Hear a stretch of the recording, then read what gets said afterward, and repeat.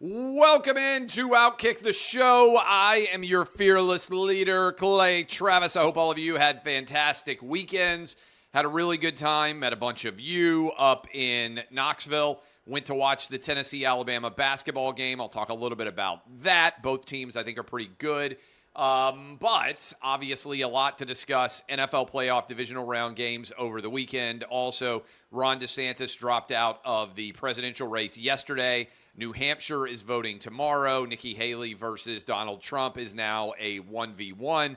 More details associated with the Fani Willis case in Atlanta, which is falling apart as we speak. And I love the way that Dana White responded to media in Toronto surrounding the latest UFC event. I'm going to play that clip for you as part of a shorter segment. I put it up in my Twitter feed, but I'll discuss it and we'll clip it, and it'll be a shorter segment that I'll share a little bit later as well. There is a Harris poll out that shows Donald Trump up big on Joe Biden and suggests that with third parties involved, that lead is even more substantial. All of that going on. But let's start with what we watched over the weekend in the NFL. And I'm going to go in order, breaking down what I saw from the games as we watched on Saturday and Sunday. First of all, Ravens just took complete control of the game against the Texans in the second half. It was 10-10 at the half.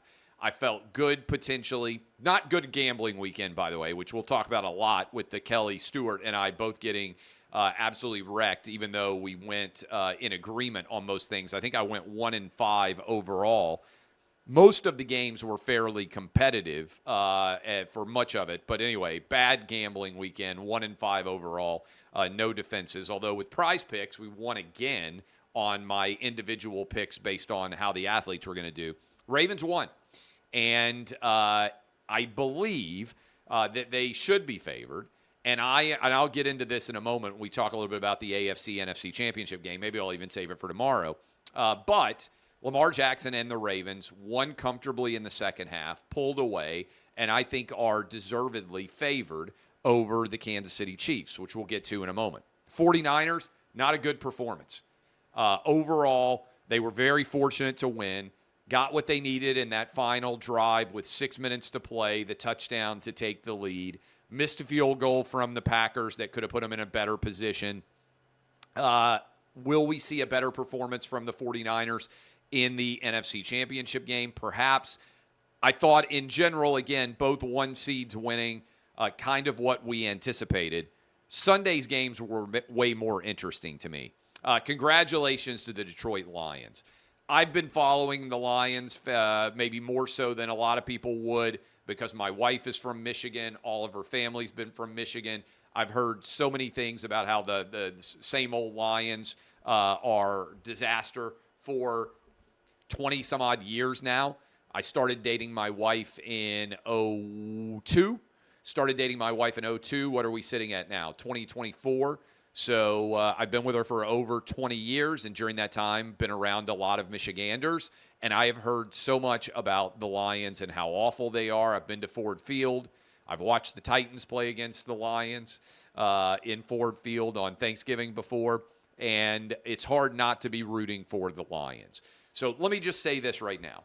Unless you are a San Francisco 49er fan, in which case I certainly understand why you would be rooting for the San Francisco 49ers. If you are a sports fan and you have a soul, you have to be rooting for the Detroit Lions to pull off the upset and go to the Super Bowl. You just have to. The Lions have now won 2 playoff games this playoffs.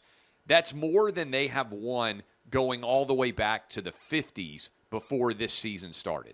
They had 1 playoff victory since the 1950s. The Detroit Lions have now won 2 playoff games this year, more playoff victories than they have had going all the way back to the 1950s just in the past 2 weeks. So if you're a Lions fan, you got to be walking on air. If you are a Michigan Wolverine football fan, as many are, and also a Detroit Lions football fan, this is about as good as things can get. It reminds me of when the Georgia Bulldogs and the Atlanta Braves won national titles in the same year. It doesn't get much better than that for you if you are a sports fan. And obviously, the Atlanta Braves Georgia football fandom is basically an overlapping circle, right? If you're a Georgia Bulldog fan, you almost certainly are an Atlanta Braves fan. If you are a big Michigan Wolverine fan, very good chance that you're a Detroit Lion fan, although everybody, it feels like, ends up living in Chicago at some point, so there's some difference, some overlap that might be a bit different there. But it's hard not to be rooting for the Detroit Lions, how things have gone for them so far. I don't want to overlook incredible season for Baker Mayfield. Phenomenal season, by the way, for Jordan Love. Even for the guys that ended up losing, if you had told the Green Bay Packers, hey, Jordan Love in his rookie year, basically, right? I know it's his third year in the league, but I'm saying first year as a starter, basically his rookie year, is going to win a playoff game on the road and advance to the divisional round playoffs, and it's going to be a close game, and your team's going to have a chance to win in the fourth quarter. Every Green Bay Packer fan on the planet would have signed up for that. That would have been way better. If you'd said it like 8 weeks ago, a couple of months ago, they would have been even more ecstatic to sign up for it. So it's a very successful year for the Packers. Certainly for the Texans, too. Even though the Texans lost in the divisional round, every Texans fan on the planet, hey, if I had said before the season started, hey, Texans fans, DeMeco Ryans is going to be really a revelation as a head football coach. More importantly, though, because the quarterback does matter more than the head coach, more importantly, though, C.J. Stroud is going to be a unanimous rookie of the year and look like a top 10 quarterback already as a rookie. He's going to win a playoff game. You're going to win the division, and then you're going to be tied at the half of the divisional round playoff game. Every Texans fan would have been ecstatic. So I always think when the season ends, it's important to go back because you're always upset when your team loses, but it's important to contextualize how you feel about being upset because they're very different ways to think about it. Texans and the Packers have to both be very happy. So, too, even coming off the loss, the Bucs. Baker Mayfield comes in on a cut rate contract. You're tens of millions of dollars over the cap based on what you did to try to win titles justifiably with Tom Brady. You are going to win your division. You're going to win a playoff game. And you're going to be basically in an even game late in the third quarter, headed into the fourth quarter with a chance to advance to the NFC Championship game. Every Bucs fan would have signed up for this. So Baker Mayfield with a redemption year. I think you have to be very excited. Guy went for, 360 this past year. In the final game on the road against the Lions. He wasn't the reason that the Bucs lost. You have to be very excited about the potential for Baker Mayfield going forward. Now, Mike Evans, what happens with him? Obviously, stud wide receiver. Lions couldn't defend him. But all three of those teams, I think you look at the Green Bay Packers with Jordan Love. I think you'll look at the Tampa Bay Buccaneers with Baker Mayfield. I think you'll look at the Houston Texans with C.J. Stroud. And you say, losing in the divisional round, not happy with it. It's not our goal. We don't really believe in moral victories. But it was a successful season relative to what expectations might have been. It's impossible to argue otherwise. Not true for the Buffalo Bills. And the best game by far of Wild Card Weekend was last night. Chiefs find a way to get the win over the Bills. I thought the whole game that the Bills were going to win. The missed field goal, wide right, unbelievably difficult for Bills fans to deal with. But the missed pass that I think you have to have caught if you are Stephon Diggs, perfect throw. In fact, Josh Allen had two deep balls that he threw pretty much perfectly that I thought should have been caught late in that game that would have changed the trajectory. But if you are Stephon Diggs and you believe you are, and I think Diggs would say that he is, one of the 4 or 5 best wide receivers in the NFL, you can't drop the ball that Stephon Diggs dropped. So I know a lot of people are going to focus on the missed field goal, and it's the signature moment, and it's so iconic, and the Bill fan reactions to it were so brutal. But I think you have to go back and look at that and say this game was not lost based on solely that missed field goal. The Bills had a lot of chances to make plays. But if I could go back in time, that's a catch that Stephon Diggs has to make 8 out of 10 times. I think if you go back, I think probably you look at that, he would say he has to make that catch. I don't know if he's commented on it yet. That's the play that if I could go back in time as a Buffalo fan and reassess, I'd want redone. Now, Josh Allen had a couple of chances to drop the ball off and extend that drive. I think he has to be a little bit smarter than going for the win. Honestly, and this is game management, and I love Josh Allen, and I think he is a transcendent talent, and he put everything on his shoulders, and he ran the ball, and he was, I think you can argue that Josh Allen should be the MVP this year. Now he's going to start to cost nearly $50 million a year. But in terms of game management down the stretch, if you drop the ball off short and get another first down, you don't just want to score. And I would think the Bills would know this better than anybody after what they've had happen to them against the Chiefs before. You want to leave the Chiefs with no time. So it wasn't just that Josh Allen was throwing the ball into the end zone. Obviously, if you get a touchdown, more power to you. Take it. But he had easy check down first downs that would have allowed the clock to expire and also would have put you into, potentially expire with you getting a touchdown, or it expires with a field goal and you keep Patrick Mahomes from getting the ball back going the other direction. So the game management, once they had that final first down, I thought was lacking from Josh Allen. I also think, by the way, the Bills were very fortunate to be in the position that they were in. The fumble out of the end zone, it's the worst rule in sports, in my opinion. You shouldn't get penalized to the extent that you do. If you fumble the ball out at the, an inch from the goal line, you get the ball there. If you fumble the ball out the end zone, the other team gets the ball at the 20-yard line. Just makes no sense. You should, if you want to say, hey, if you fumble the ball through the back of the end zone, it's a 10-yard penalty. Okay. If you want to back somebody up 10 yards, loss of down, I don't have a problem with that. But I think the punitive nature of the fumble out of the end zone is so significant that it overwhelms the impact in a very negative way. So that is how I would break down everything. We'll talk about Lions, 49ers, Chiefs, Ravens tomorrow in more detail, and on Wednesday with Kelly Stewart. Certainly I'll be watching these on Sunday with all of you. I would also just kind of toss out there, to me, if Taylor Swift, the Chiefs win, if the Chiefs win, we're going to have 2 weeks of Taylor Swift. I don't know that I can handle that. It's going to snow under the entire Super Bowl. If we had Lions-Chiefs, that might be at least a little bit entertaining because you'd have a lot of Eminem versus Taylor Swift memes and whatnot. So that could be intriguing to follow. But come on, Ravens.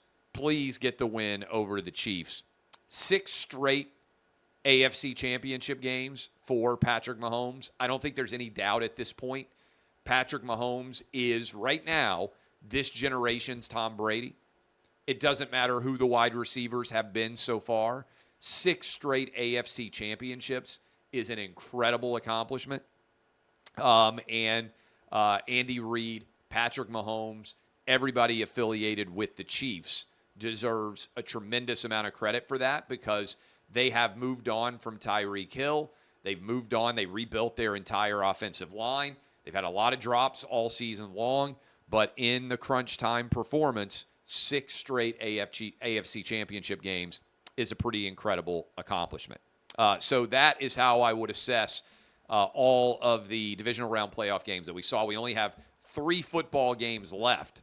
And trust me, this is always kind of like the saddest time of the year because I love the NFC and the AFC championship games, but when they're done, you have 2 weeks and you only have 1 football game left. That's kind of tough. I'll be, by the way, out in Vegas for the Super Bowl.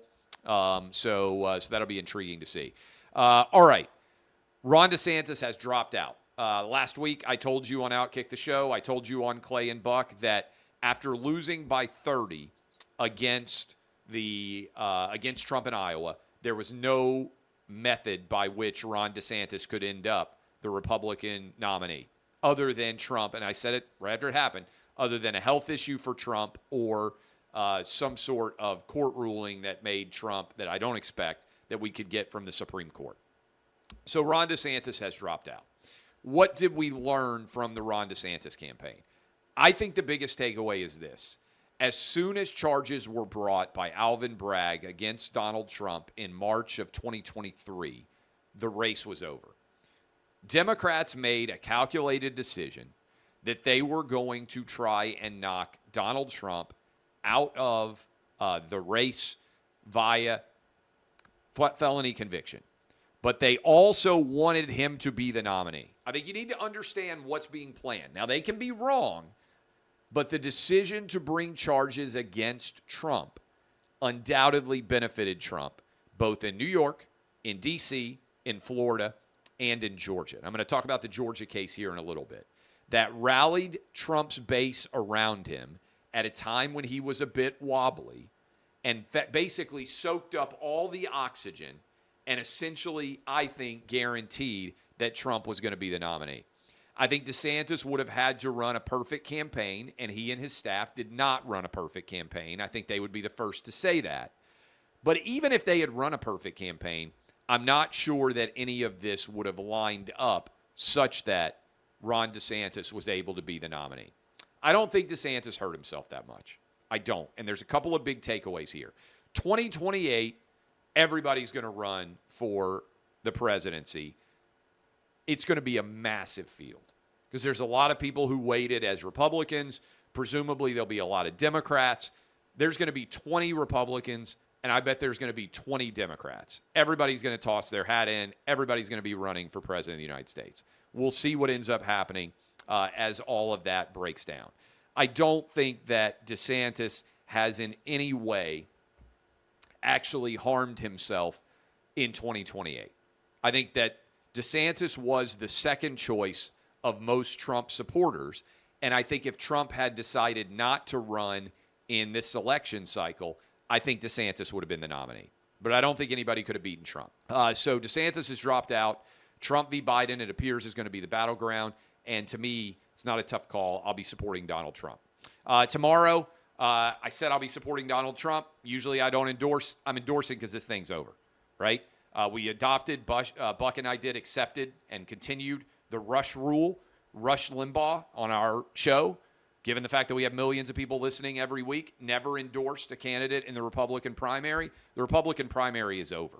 I am endorsing Donald Trump in the general election because there is no pathway to victory, again, short of health or the Supreme Court doing something crazy that would allow Nikki Haley to be the nominee. When I say the Supreme Court doing something crazy, I mean the Supreme Court saying Donald Trump isn't eligible to be elected president of the United States. They're not going to say that, but they've taken that case with Colorado and with Maine. And that's why I think it's so fundamentally anti-democratic, is the fact that we're in this position at all where Joe Biden could be arguing, by the way, I got to pull my chair up, that Joe Biden could be arguing, hey, I'm the voice of democracy here. Meanwhile, he's the one who is actually trying to put his chief political opponent in prison for the rest of his life and also trying to remove him from the ballot, his Department of Justice, his party. Not a tough call at all. And Nikki Haley, I think, is going to lose by double digits tomorrow. Full disclosure, I thought we were going to have a competitive primary. I don't. I believe by 11 o'clock Eastern tomorrow, I think effectively the primary will be over. And I would encourage Nikki Haley to drop out of the race and to endorse Donald Trump because I believe the race will actually be over with a double-digit win. Nikki Haley has got Trump one-on-one versus herself. I think she's only going to harm herself going forward. She has no pathway to victory in South Carolina, and I don't see any way that she has a pathway to victory on Super Tuesday in, frankly, any state in America. So I'm not sure why she is continuing to fight going forward. If we get what I believe is going to be the outcome in New Hampshire tomorrow, I encourage all of you to go vote. Granite staters out there, Iowa had a huge impact in who the Republicans were going to nominate. I'd encourage all of you who have the ability to go vote in New Hampshire. Also, look, go vote in the primaries. There's a lot of other races other than president that matter. On March 5th, I will go vote in the Republican primary in Tennessee, my home state.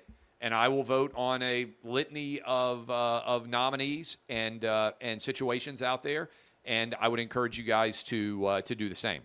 Finally, Fani Willis. This case is over. And I suspect that many people who have not said it publicly yet understand it to be the case. Fani Willis is going to have to step down as the district attorney in charge of this case. So is Nathan Wade, potentially all the other prosecutors too.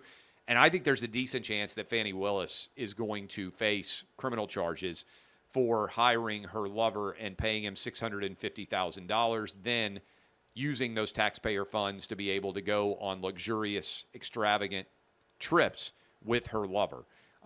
You can't employ as the supervisor your lover. Just can't do it. Again, I talked about this with the Nikki Haley situation, the allegations of her having an affair. I don't really get involved in the public lifestyle choices of politicians or anybody else in positions of prominence. I care about whether you can do your job or not, but you can't employ your lover on taxpayer roles. You just can't do it. And Fani Willis herself said she would never do it in a clip. Maybe we can grab that and we share the shortened version of this on social media. She lied to the American public about what she was going to do. This case is over. So if you're sort of keeping track on all the different cases pending against Donald Trump, the March 5th, I believe, or March 4th, sorry, is the date when the Jack Smith, Donald Trump, January 6th related trial is supposed to happen. It's not going to happen on March 4th. I don't think, if it's going to happen at all, I'm not sure, but the Supreme Court's going to have to issue a ruling in this case before they can get going. Supreme Court, I think, will hold it until late June when they release their final opinions. You'll have to seat a jury. I think it's going to be very difficult to have this case in July and August of 2024 in the middle of a presidential election campaign. Maybe there, as a result, so the Atlanta case is not going to happen. Jack Smith's case is going to be delayed. That means the South Florida case is probably going to be delayed as well. Those are both federal cases, South Florida and Washington case. I think maybe the Alvin Bragg case ends up happening in New York City. It's a garbage case, not going to have much of an impact. I think Democrats increasingly are starting to panic because they're recognizing that all these charges being brought against Trump have worked to Trump's favor, and that they're not even going to be able to get all of those cases completed in time to be able to take advantage of that situation. So that is where we are as we sit today. We'll watch and see what happens on Tuesday in the primary there. Get you ready. Hopefully you have some winners for you in the AFC and the NFC championship games. I'll do a fade gambling preview show. Weak, pathetic, awful performance with the picks over the weekend. Both Kelly and myself, we'll talk about them on Wednesday, try to have a bounce-back performance. Appreciate all of you. DBAP unless you need to SBAP. I'm Clay Travis, and this has been OutKick, the show.